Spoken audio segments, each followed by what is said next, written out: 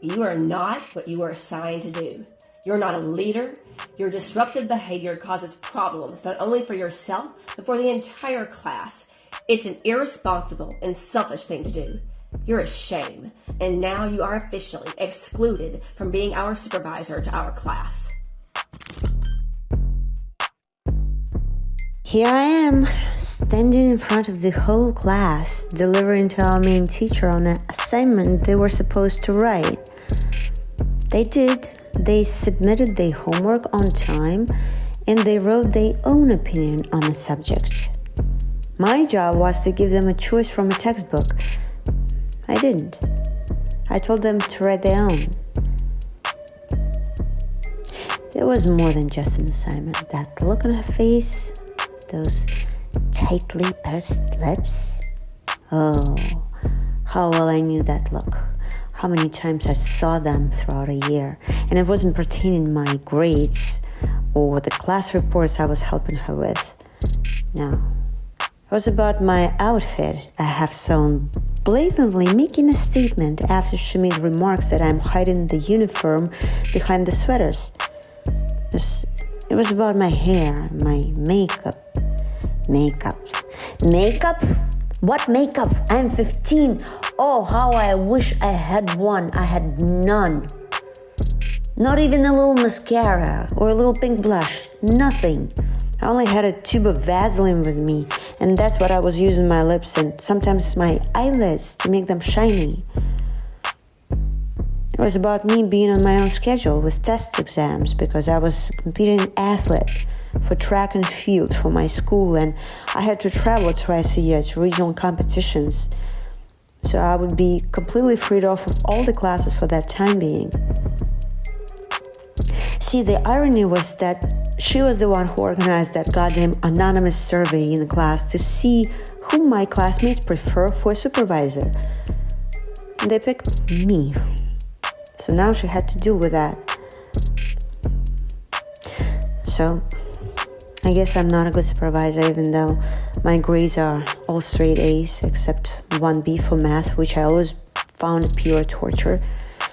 I have my own opinion and the way I express myself, which is not very much appreciated.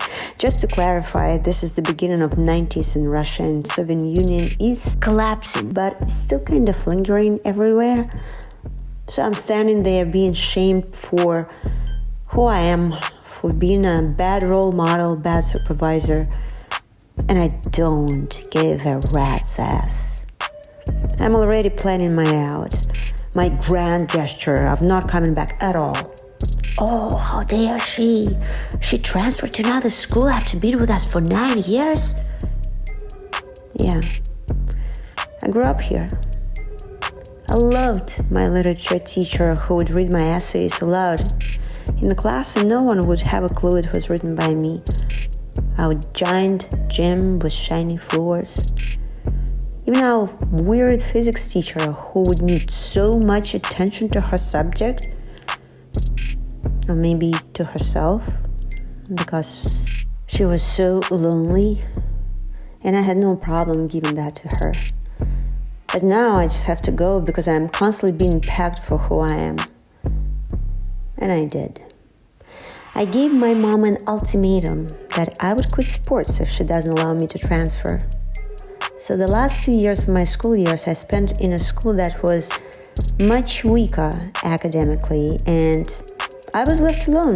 Teachers didn't really care if I delivered or not. My grades started failing. I quit my sport career altogether, and I felt like I was living in a fog. I felt alone and aimless. I felt like a drifting log in a river being carried away by a current. And the difference was I had absolutely no discipline in my life, as I used to all my childhood. That was probably the very first time in my 16 years of living on this planet Earth when I started thinking what freedom really meant for me. Hey guys, welcome back to my YouTube channel. I had to finish that train of thought. Welcome back. So happy to see you here. Today I'm gonna touch on something that not a lot of people talk about for some reason, and that's But I guarantee that every successful person has it in his life every single day, and that's discipline.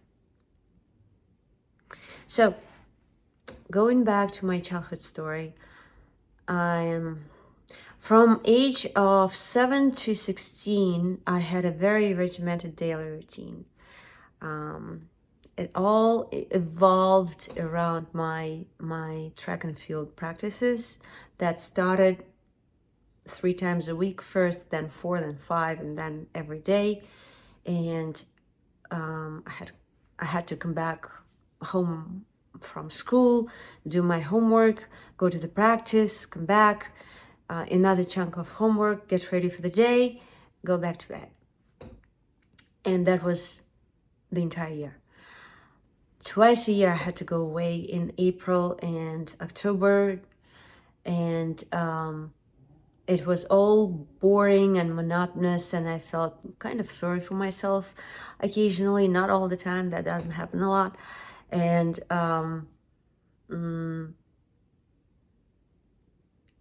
comparing the time when I switched schools and I had all the time in the world, when I actually stopped doing sports completely and had to hang out with all the folks that I wanted to hang out and do whatever I hell wanted, I felt absolutely miserable. And why is that? This video kind of prompted me to sum this all up, which I thought I'm gonna do for you. I'm actually doing it for myself, which is kind of fun. So the trick with that was, well, the very simple fact that if I didn't submit my homework on time, because I was on my own schedule, as I mentioned before somewhere, then I wouldn't get to go away. I wouldn't get to take a train ride that goes somewhere important and wear this fancy sport outwear and go to the Valley of Roses. Well, it was actually Valley of Roses in Kislovodsk. It's one of the towns in Caucasus where all competitions were happening, and they had this valley of planted with rose bushes surrounded by mountains. So it was so gorgeous, and we'll get to have these fancy treatments as kids, like mineral baths, sulfate springs, and these white capsules, I would call them. Actually, now they call tanning baths. Yeah. But back then, when I was 11, I had to take them for my skeletal support because the physical pressure on my body was enormous. I had to run like 10 kilometers a day, every day. And of course, get to see all these amazing people and coaches and my peers. But now I understand, as an adult, I understand there was much more than just going away on a government expense, because it was all free. One of the perks growing up in post-Soviet Union Russia. It was more than just going away for free. It was, for me as a kid, it was my filter. It was my pink kind of glasses that I was grown up with, that created this sense of purpose, sense of being valued, bringing something to the table for yourself, for your family, for your school, being seen. It was, and it is, unbelievably important for a kid. And really consisted of this little seemingly simple task throughout the day. Finish your homework, do your practice, come back home, get ready for a new day. But the paradox here, yes, so it created this mood, right? The mood that you've accomplished something, and every single day was oriented toward that big goal of yours. And that's something that I never, ever want to lose. because I've done it several times in my life, and it just doesn't feel good for some reason. It doesn't feel good. And now I will try to explain to you why that is. Oh, someone is calling. Anyway, one smart psychologist explained that when we wake up and our brain is facing the brand new challenge of uncertainty of a brand new day, it goes into a minor fight or flight kind of mode. And if you give yourself or your brain a task for 2 hours to do just this, it relaxes and goes into creative, positive kind of mode that gives you an access to all your beautiful ideas, whether you're a writer or you work on your business, etc., because that's just how our body works. There is something more to it. By your very disciplined action, doesn't matter whether your day was productive or not. If you sat down from 10 to 2 and you did your work, you're still going to feel good. You're still going to feel accomplished, and you're going to feel in a flow. But another thing, you're not going to think, oh my God, I don't have guts to do this. I don't have a talent to do it. I'm not measuring up. Now, you're actually going to feel so confident and so inspired and so awesome that nothing, it creates this cumulative effect that nothing will be on your way.